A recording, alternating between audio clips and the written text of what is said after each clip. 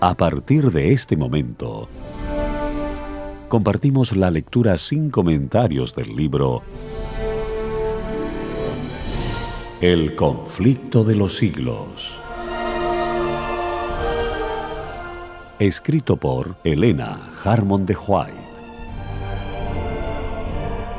Capítulo 37. El conflicto inminente.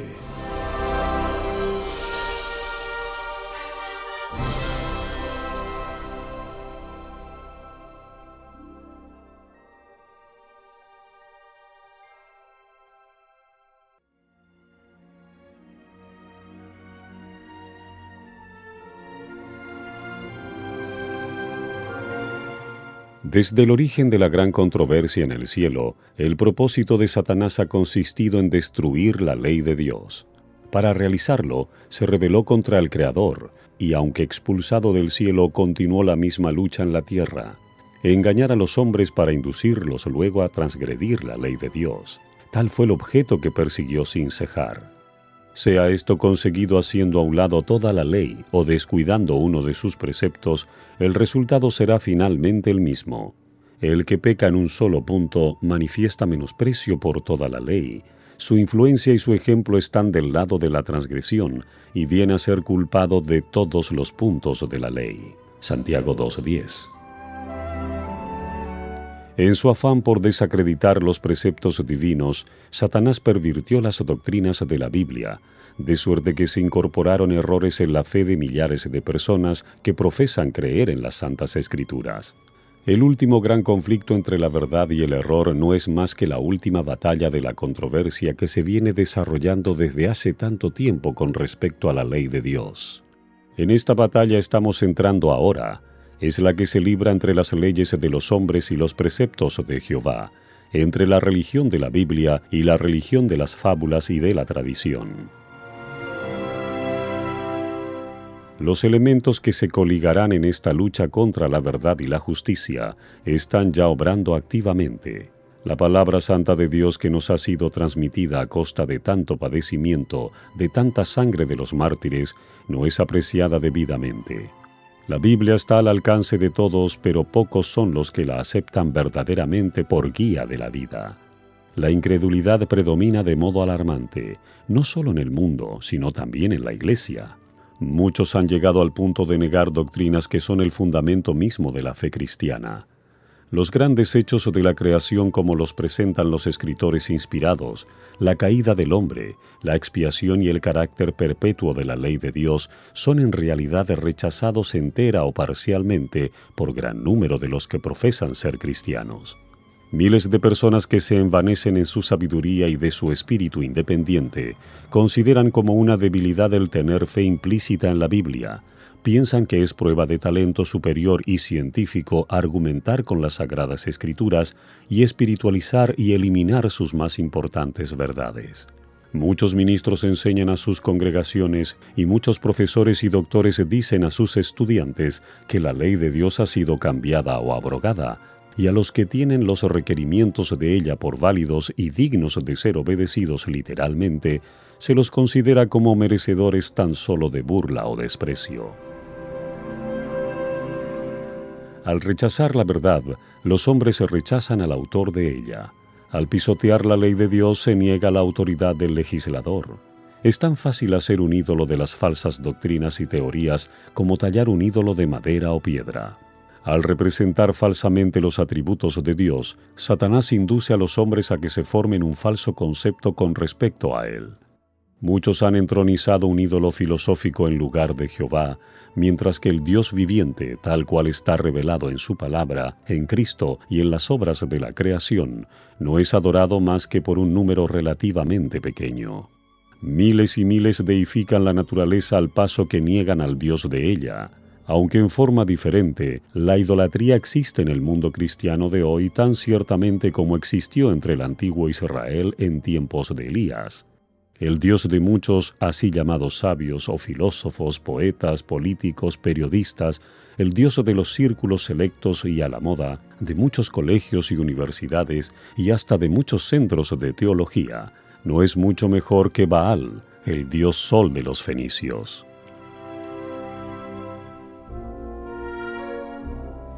Ninguno de los errores aceptados por el mundo cristiano ataca más atrevidamente la autoridad de Dios.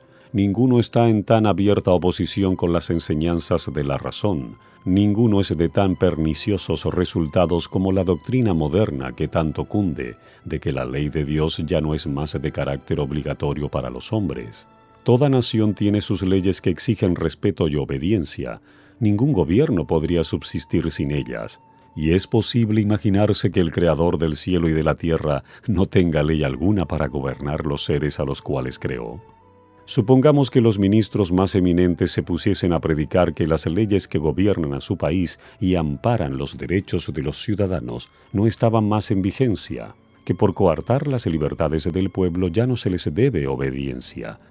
¿Por cuánto tiempo se tolerarían semejantes prédicas? ¿Pero es acaso mayor ofensa desdeñar las leyes de los estados y de las naciones que pisotear los preceptos divinos que son el fundamento de todo gobierno? Más acertado sería que las naciones aboliesen sus estatutos y dejaran al pueblo hacer lo que quisiese, antes de que el legislador del universo anulase su ley y dejase al mundo sin norma para condenar al culpable o justificar al obediente. ¿Queremos saber cuál sería el resultado de la abolición de la ley de Dios?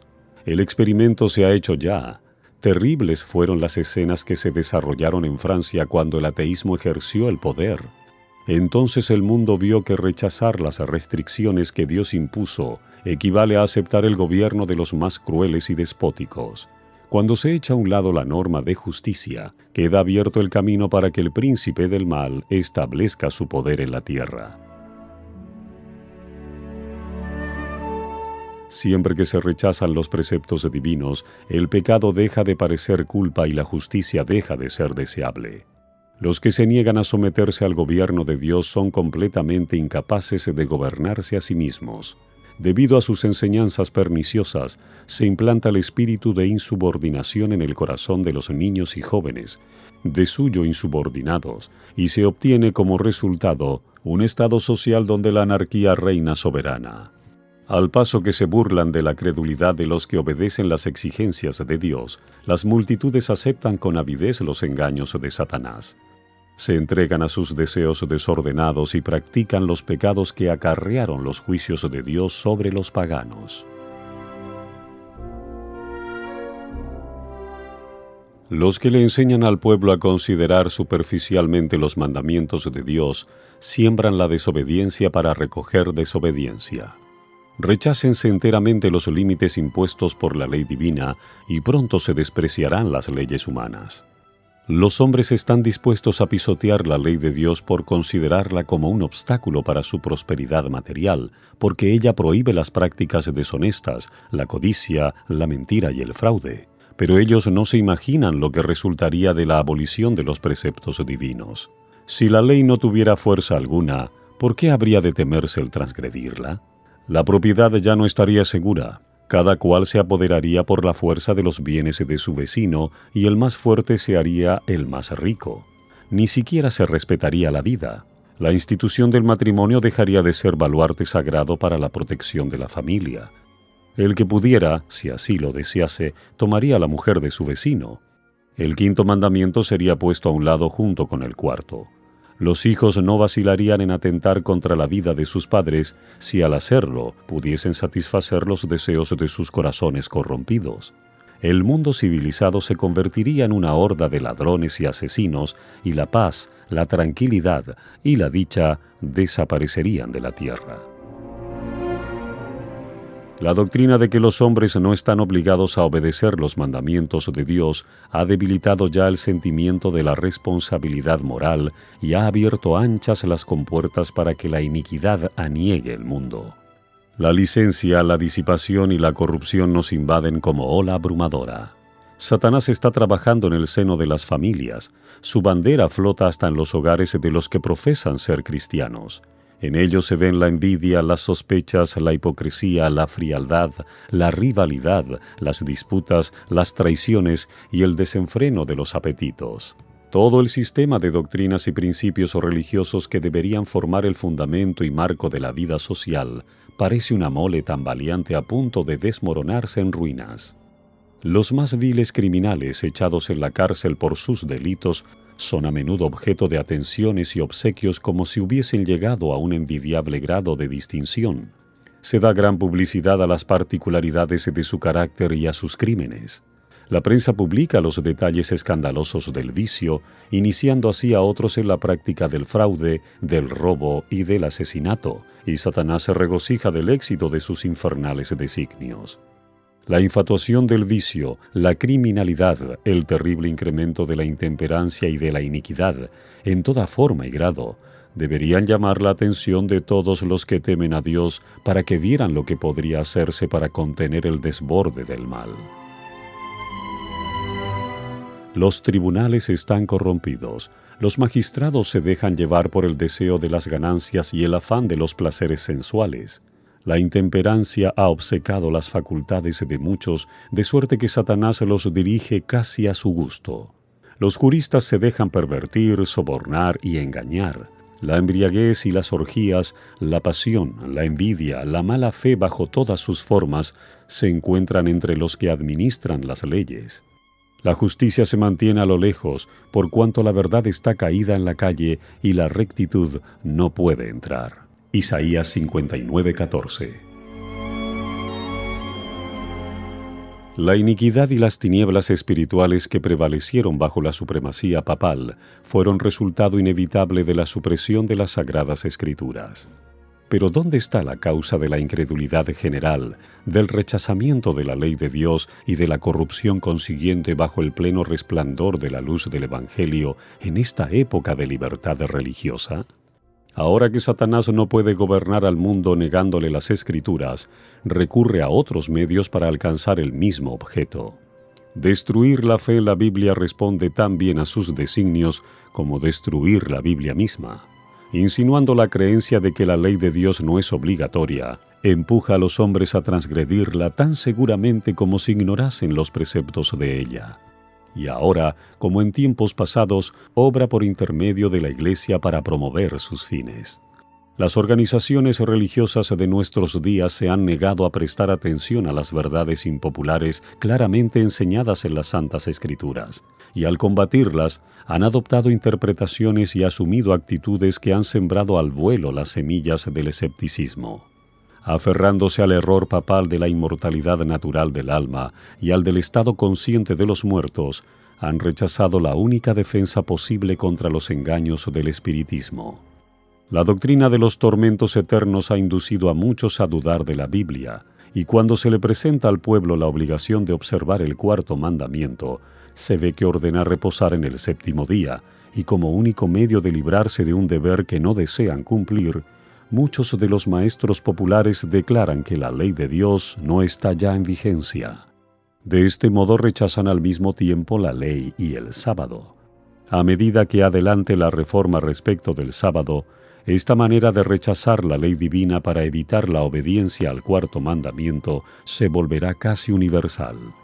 Las doctrinas de los caudillos religiosos han abierto la puerta a la incredulidad, al espiritismo y al desprecio de la santa ley de Dios, y sobre ellos descansa una terrible responsabilidad por la iniquidad que existe en el mundo cristiano. Sin embargo, esa misma clase de gente asegura que la corrupción que se va generalizando más y más debe achacarse en gran parte a la violación del así llamado Día del Señor, y que si se hiciese obligatoria la observancia de este día, mejoraría en gran manera la moralidad social. Esto se sostiene especialmente en los Estados Unidos de Norteamérica, donde la doctrina del verdadero día de reposo, o sea, el sábado, se ha predicado con más amplitud que en ninguna otra parte. En dicho país, la obra de la temperancia, que es una de las reformas morales más importantes, va a menudo combinada con el movimiento en favor del domingo, y los defensores de este actúan como si estuviesen trabajando para promover los más altos intereses de la sociedad, de suerte que los que se niegan a unirse con ellos son denunciados como enemigos de la temperancia y de las reformas. Pero la circunstancia de que un movimiento encaminado a establecer un error esté ligado con una obra buena en sí misma no es un argumento en favor del error. Podemos encubrir un veneno mezclándolo con un alimento sano, pero no por eso cambiamos su naturaleza. Por el contrario, lo hacemos más peligroso, pues se lo tomará con menos recelo. Una de las trampas de Satanás consiste en mezclar con el error una porción suficiente de verdad para cohonestar aquel. Los jefes del movimiento en favor del domingo pueden propagar reformas que el pueblo necesita, principios que estén en armonía con la Biblia, pero mientras mezclen con ellas algún requisito en pugna con la ley de Dios, los siervos de Dios no pueden unirse a ellos. Nada puede autorizarnos a rechazar los mandamientos de Dios para adoptar los preceptos de los hombres. Merced a los dos errores capitales, el de la inmortalidad del alma y el de la santidad del domingo, Satanás prenderá a los hombres en sus redes. Mientras aquel forma la base del espiritismo, este crea un lazo de simpatía con Roma. Los protestantes de los Estados Unidos serán los primeros en tender las manos a través de un doble abismo al espiritismo y al poder romano, y bajo la influencia de esta triple alianza, ese país marchará en las huellas de Roma, pisoteando los derechos de la conciencia. En la medida en que el espiritismo imita más de cerca al cristianismo nominal de nuestros días, tiene también mayor poder para engañar y seducir. De acuerdo con el pensar moderno, Satanás mismo se ha convertido. Se manifestará bajo la forma de un ángel de luz. Por medio del espiritismo han de cumplirse milagros, los enfermos sanarán y se realizarán muchos prodigios innegables. Y como los espíritus profesarán creer en la Biblia y manifestarán respeto por las instituciones de la Iglesia, su obra será aceptada como manifestación del poder divino. La línea de separación entre los que profesan ser cristianos y los impíos es actualmente apenas perceptible. Los miembros de las iglesias aman lo que el mundo ama y están listos para unirse con ellos. Satanás tiene resuelto unirlos en un solo cuerpo y de este modo robustecer su causa atrayéndolos a todos a las filas del espiritismo. Los papistas que se jactan de sus milagros como signo cierto de que su iglesia es la verdadera, serán fácilmente engañados por este poder maravilloso, y los protestantes que han arrojado de sí el escudo de la verdad serán igualmente seducidos. Los papistas, los protestantes y los mundanos aceptarán igualmente la forma de la piedad sin el poder de ella, y verán en esta unión un gran movimiento para la conversión del mundo y el comienzo del milenio tan largamente esperado.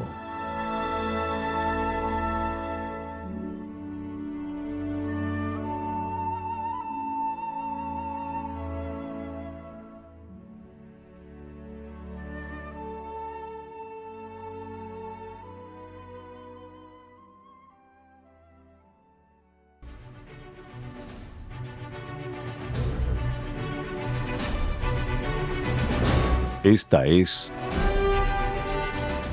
la lectura sin comentarios del libro El conflicto de los siglos. Capítulo 37. El conflicto inminente.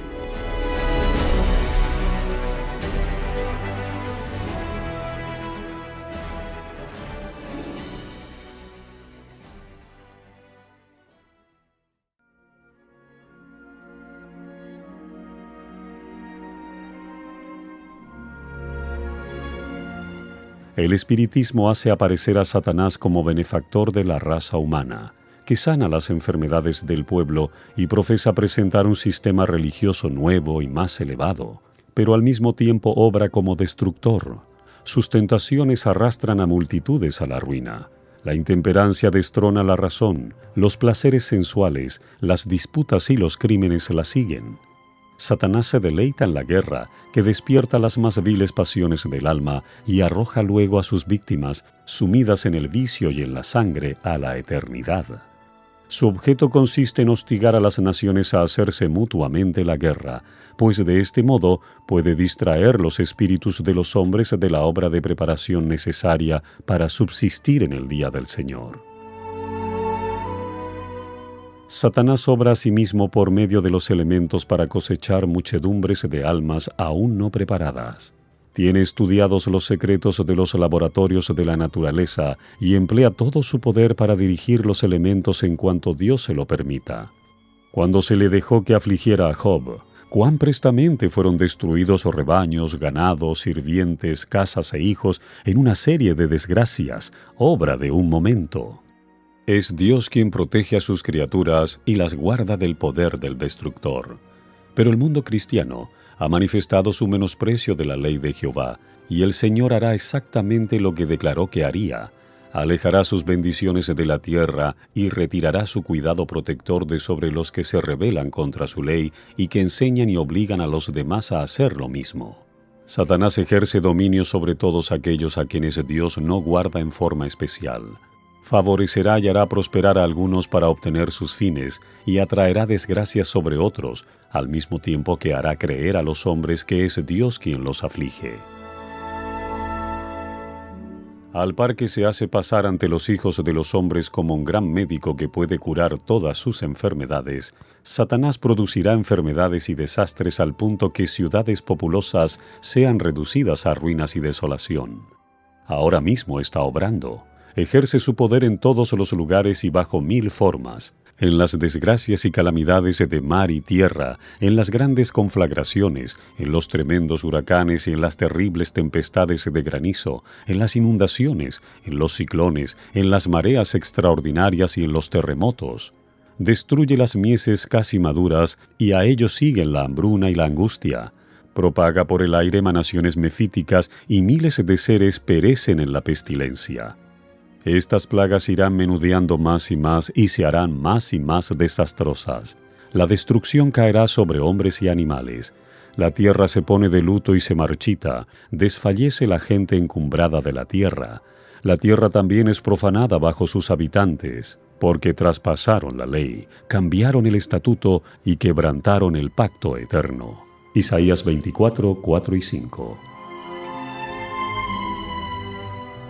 Y luego el gran engañador persuadirá a los hombres de que son los que sirven a Dios los que causan esos males.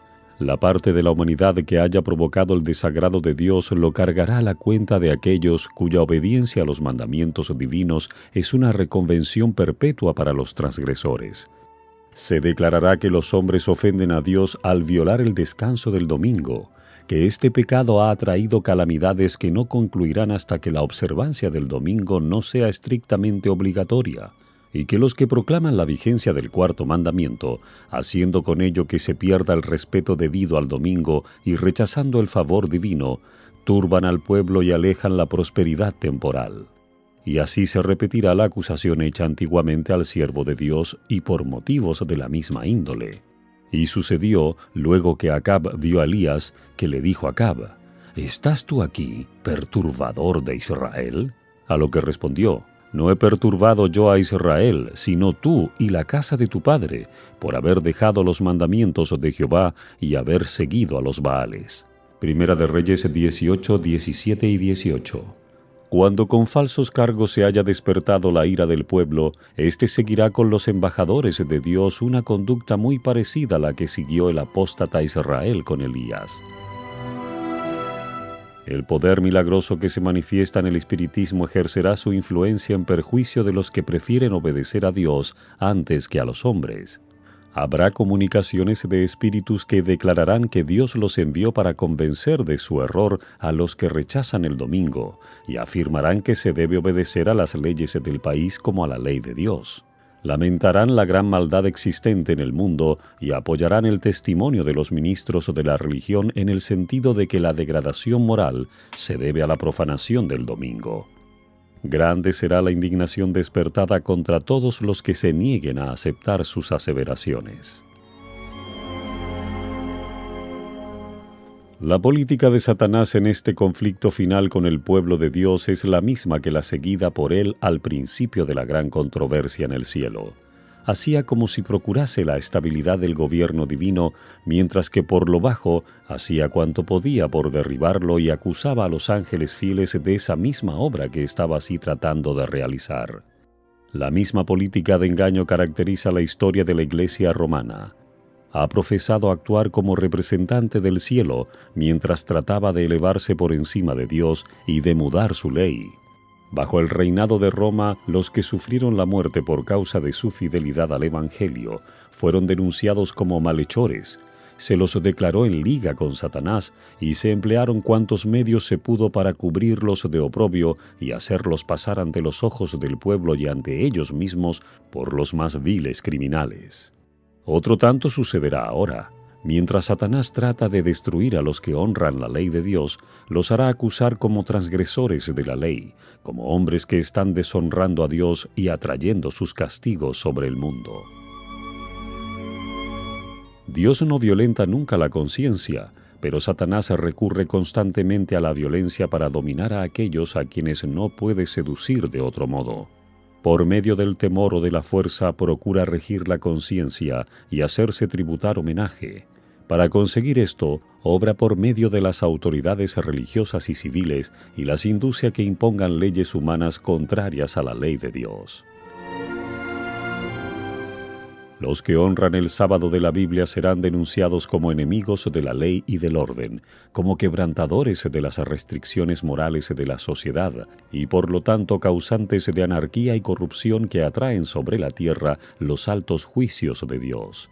Sus escrúpulos de conciencia serán presentados como obstinación, terquedad y rebeldía contra la autoridad.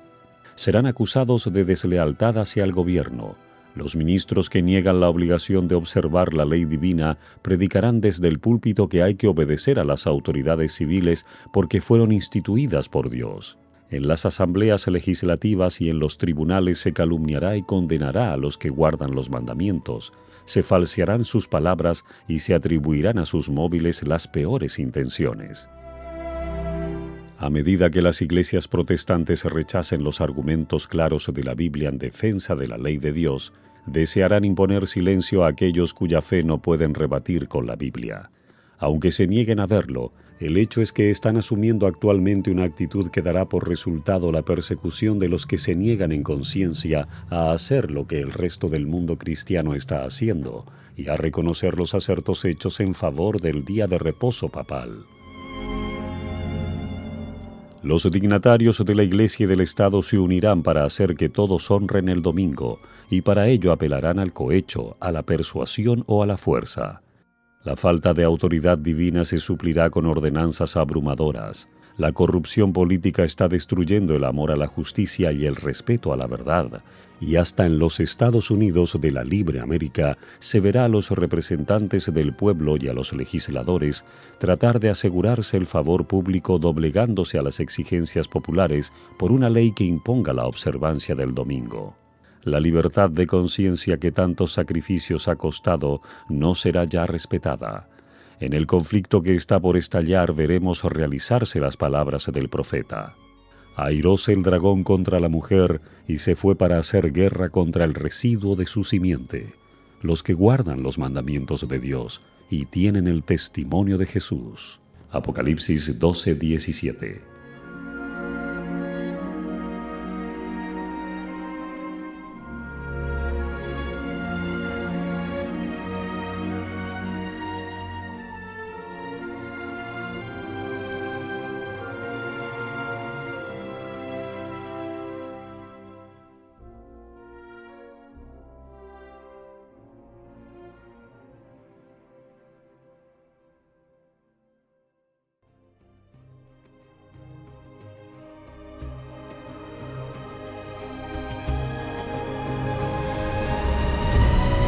Hemos presentado la lectura sin comentarios del libro El conflicto de los siglos, escrito por Elena Harmon de White.